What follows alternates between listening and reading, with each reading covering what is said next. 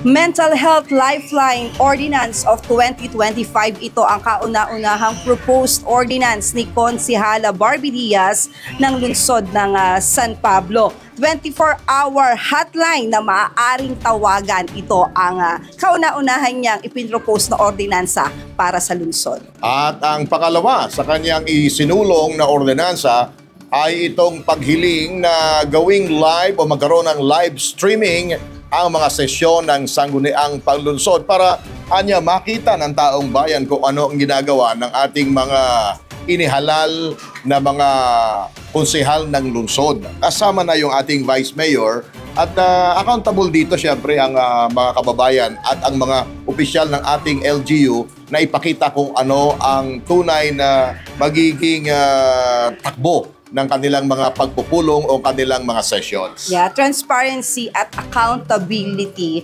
ang purpose nitong ordinansa na ito, partner. So ating pong tunghayan ang panayam kay Konsehala Barbie Diaz.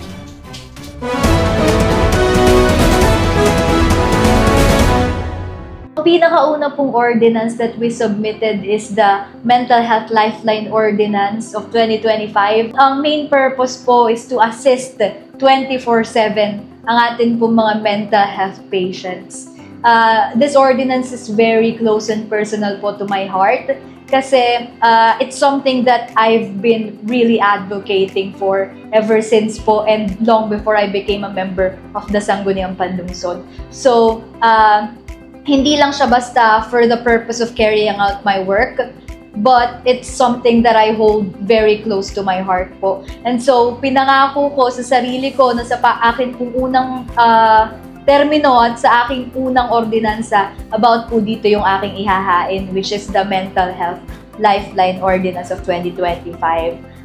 Supplement siya ng atin pong National Lifeline kung saan most people po ay talagang nire-report na sometimes most of the time it's unreachable, out of coverage, full. This is mainly for the reason that a lot of people are calling po.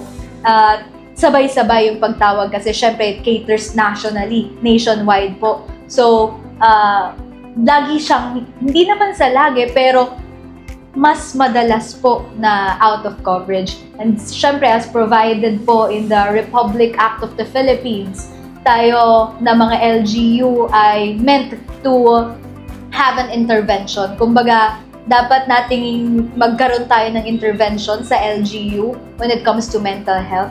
And so, ito po yung one big step for us to protect our people. And if we genuinely have the heart for the people that we swore to serve, then it's about time that we step up and it's about time that we provide them the support that they need po. Yeah, so Konsehala, magiging implementing agency kapag naipasa na to sa konseho, it will be the City Health Office, yung magiging implementing agency. It's gonna be a standalone project po, so separate agency.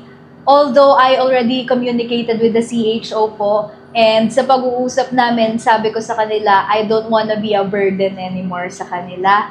So, sabi nila, very grateful po and very appreciative sila of that. But then, we came to terms na after the call, kunwari, may tumawag pong patient and then nasaklolohan po natin sila to ensure na sila ay magpapatuloy ang paggaling or ang progress. I-refer po natin sila sa CHO dahil ang plan po ng CHO is magkaroon po ng mismong mental health department. Dahil to be honest, ang stats po natin when it comes to mental health ay tumataas ng tumataas. And despite the rampancy po ng mental health problems, parang ang stigma forever pa rin na nandito. Kumbaga, they still call you crazy pag naisip nila na you have mental health problems or you have mental health illness, which is not the case. Kaya nga po tayo nandito so that we can help them. Kasi they can function well pa din. And despite what they're going through, I'm sure na with proper intervention, masasaklolohan pa po natin sila. Kasi parang may nagbanggit kasi na previously mayroong similar ordinansa na ipasa nito o na ipasok nito. Paano ho niyo nire-research na walang existing ordinance na dumaan na dito sa ating sanggunian at palusot. Yes po. Actually, ako po ay nag-request kay SEC ng mga list of ordinances from 2019 to 2024. So, sinesearch ko po doon. It's a Google Drive. So, search mo kung ano yung ordinance that you're thinking of, and then kung meron na ba nun na ordinance na naigawa na or nasulat na. Ang pagkakaiba naman po, to reiterate, yung akin pong mental health or lifeline ordinance is about the lifeline itself. So it's for the creation of a standalone 24/7 mental health lifeline po.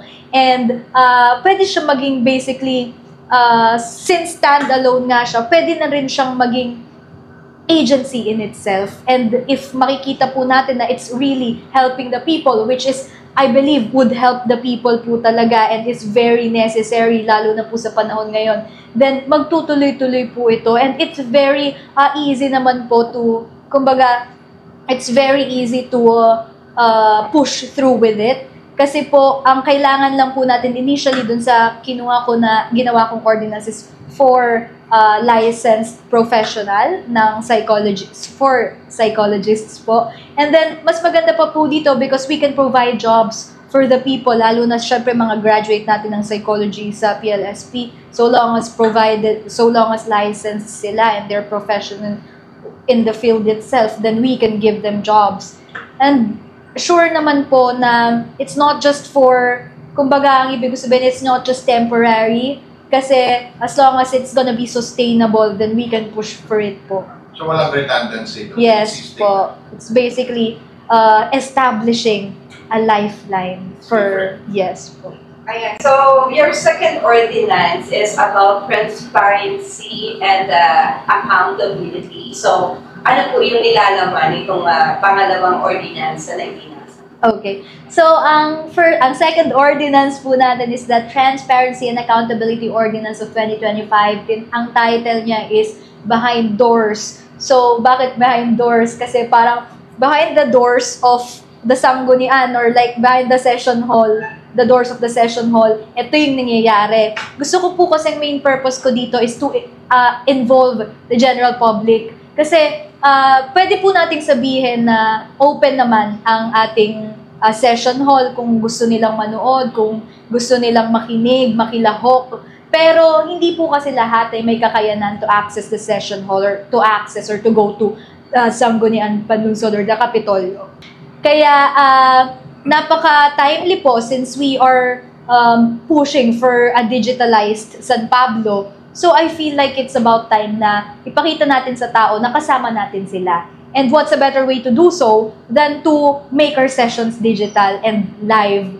So, in this way po, mapapakita din natin na we are very transparent. At kung ano po nangyayari sa Kapitolyo or sa session, napaka-importante po na alam to ng taong bayan dahil especially it's for their welfare. It's gonna affect their daily lives po. Lalo na syempre sa budget appropriations, maganda po na we are very clear, we are very transparent para alam nila kung saan po ginagamit, kung saan napupunta ang pera ng taong bayan.